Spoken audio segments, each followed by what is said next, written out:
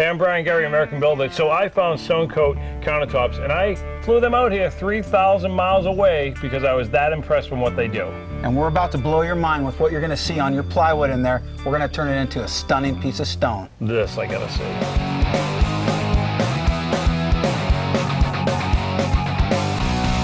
What are we gonna do to turn this into something that's unbelievable like you have on your website? The first thing we're gonna do is address these seams with body filler, and we're gonna make these edges with that same body filler look like a rock face. It's gonna be sweet. And after that, 2 coats of paint and primer in one. Let that dry and you're ready for the epoxy. We doubled up the thickness on the edges here, I get that. Then you taped underneath. Why did we tape underneath? We put tape on there so when we remove the drips, it comes off nice and clean. So Bondo first. Yes, sir. Here we go.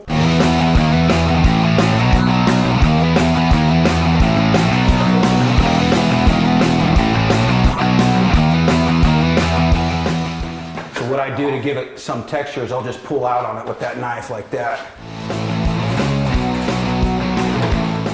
You create little peaks and then you sand those back and it gives it some cool texture.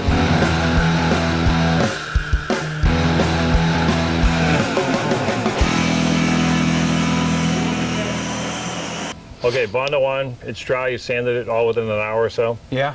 It looks like you got regular big box store paint. Is that no secrets here? Yeah, no secret, just a regular paint and primer in one is fine. 2 coats, you're ready to go. 2 coats of that. So complete on, let it dry completely. Yeah, just like you do on a wall.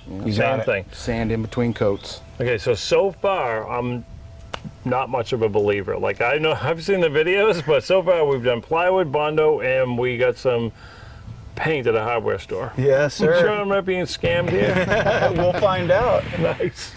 Okay, so the hard part's over? Our part's One over. of the parts over. Right, our part's over. The Bondo's dried, all sanded. The dusty mess is done. Now it's time for paint. Smooth as can be. You guys should work on cars on the side, man. Yeah, right. So again, we're just gonna paint this. Yeah, we're just gonna roll out some paint here, as simple as applying A to B. You pour, I'll roll. What, this isn't the secret sauce though. No, this is just simple, regular paint and primer. Yeah. I don't want to give away any trade secrets here. A couple coats is all you need too. Seriously. Yep. Yeah, this is your base color underneath everything, so that if you see through our epoxy on different effects, you're seeing down to a color, not to plywood, right? Okay, gotcha. Yeah.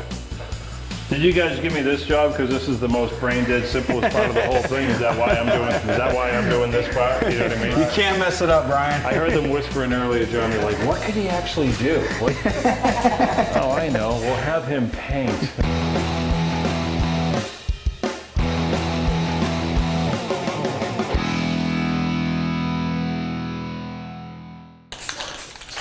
So this is the magic. You came across the country just to spray paint my counter. Is that what's happening here? Right now you're just spray painting the edges? Just give me a minute, Brian. Hold on. All I'm doing here on the rock face is just giving it some definition, just a little color difference, because our stuff's going to be a little thinner on the edges. So when you look through it, you're going to want to see some. Okay, so now you're doing this. You made it very simple. It's 1-to-1 and mix. By volume. I don't think you can screw this up. You can't screw it up. All right, so here comes this is the real recipe right here. What is the actual sauce we're pouring in right here? This is the resin, that's the hardener, you know, Okay. and so this is our epoxy. It's got a very long working time, which allows us to do the effects that we're about to do. I don't smell anything, but is this safe enough to mix inside a home? Absolutely, it's a zero VOC product. The only thing that we're going to smell is any paint that we put in it. So if we use spray paint, that's what you're going to smell. That's it. Yep, that's it. So if you follow your videos on your YouTube, 1-to-1, mix it for 2 minutes. Okay, so far it seems simple. 1-to-1 and mix. Am I missing anything? It is simple unless you do something that one person did. He put B in, put B in again. It was a cool countertop, but guess what? It'll never dry. It will never dry. Pay attention.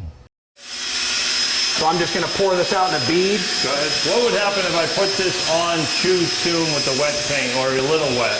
You don't want it wet. You want, because the ammonia is going to try to escape from it, and it could cause a reaction with the epoxy, where you want to make sure it's nice and dry. Gotcha. It's dry. Yeah. Just curious. Okay, so he's laying out the epoxy. Right. I'm just brooming this in. What am I doing? No, it's key to have an 1/8 inch by 1/8 inch square notch trowel. That ensures a nice even coat. So de-shed that brush first, make sure there's no loose bristles coming out. And then all we're gonna do, just start chopping it and that's going to break surface tension, stuff like this. Yeah. You just chop it. It'll. So are you going after pieces or are you going everywhere? You want random, just random, but you want to do the whole thing. You're good. We're done. Are we done? Yeah. And then you'll see that when you do this, it'll pop those bubbles really easily. It's troweled in, the epoxy's down. What's the very next step? Color sooner or later? Right, that's the next step. We mix our metallic powders into 91% isopropyl alcohol and mist that on as much as you want. And it'll start to give a subtle color underneath that will really tie into our other effects that we're about to do. Okay, so now I get it, and we sprayed on top of it, but I still have a gray counter. Yeah, we're Color coming? gonna overlay that with some spray paint to really start to wake it up and mix with those metallics. I'm just gonna run lines. We're gonna make everything striated this way. We pinstriped the whole counter. I'm going back to, I don't think you know what you're doing, because right now we have spray painted lines everywhere on top of a heavy epoxy. When does that become a counter? We're gonna use the paint stick and mix it together like 5th grade. This is like the Flintstones. There's no secrets here. This is just a couple of dudes working at it. That's it. You got it. You got it. So this is where we really push and meld these. So as we do that, it'll start to create really cool effects for us. It'll look like you're messing and melding them all up, but this is exactly what you want to do. And you don't want to do like arches. You want to keep it going straight with the grain. I was doing arches. Yep. Let's layer it again with those metallics, and I'll layer it again with these.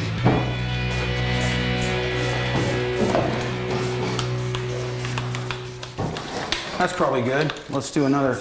Now I'm gonna, instead of spraying it right in the top, I'm gonna use this paint stick and just start melding it that way. And then I'm gonna just start torching this just to see where we're at, and then we'll layer upon that So I too. feel like I want to add some blue to that center too. Yeah, let's do it.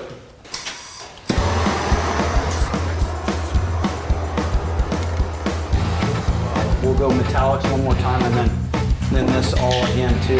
And the more of those cycles that you do, the more realistic it starts to look.